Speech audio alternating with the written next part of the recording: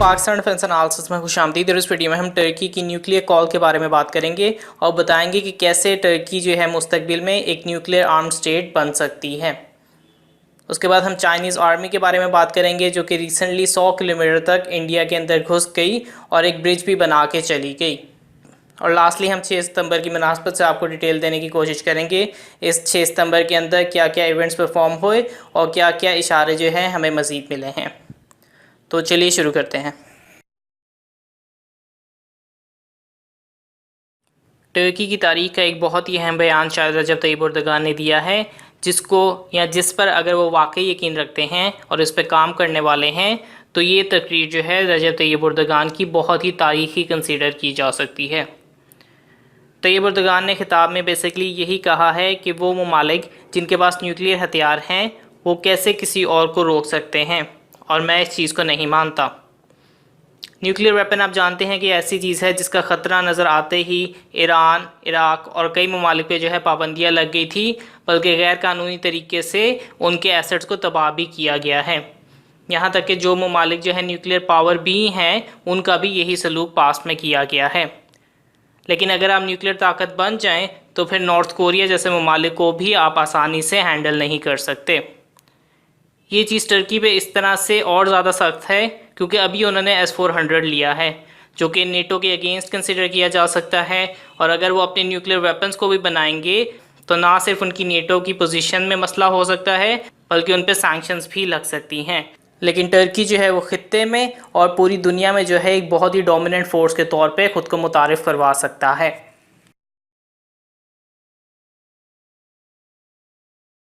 India को इस वक्त जो है डिप्लोमेटिक स्टेज पे बहुत सी मुश्किलात का सामना है।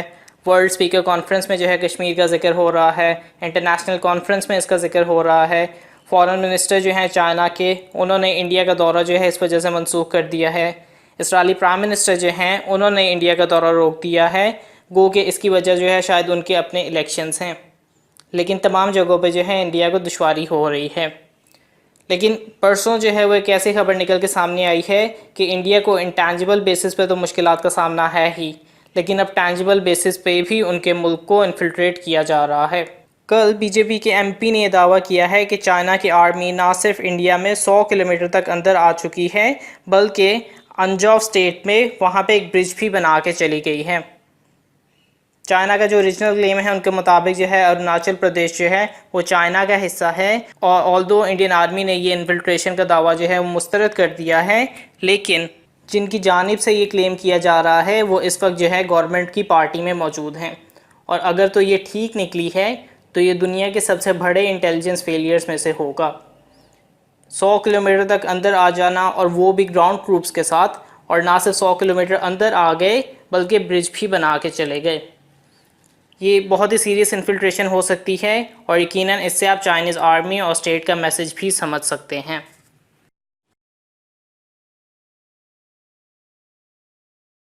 आखिर में हम 6 सितंबर के दिन के हवाले से जो एक्टिविटीज़ हो रही हैं उनकी न्यूज़ देंगे।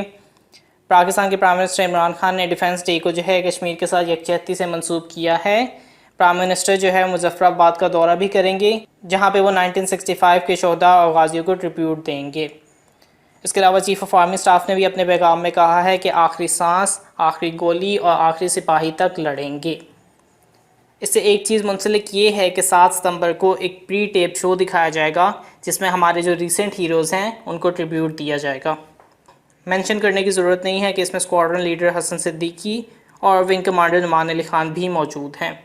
और इस प्रोग्राम के कुछ स्टिल्स निकल के सामने आए हैं जिसमें स्क्वाड्रन लीडर हसन सिद्दीकी ने जो बैच पहना हुआ है उससे ज़ाहिर होता है कि सुखोई SU-30 MKI को उनकी जानिब से शॉट डाउन किया गया था, जबकि MiG-21 को जो है विंग कमांडर नुमान अली खान ने निशाना बनाया।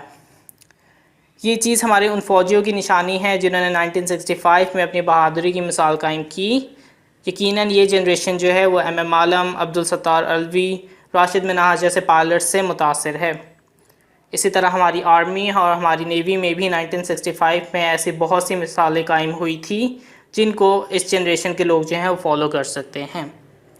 पाकिस्तान जिंदाबाद। तो आज के लिए इतना ही। लाइक दिस वीडियो, सब्सक्राइब, और अगर आपकी कोई फीडबैक है तो उस कमेंट बॉक्स में ज़रूर डालिए। तब तक के लिए पीस आउट।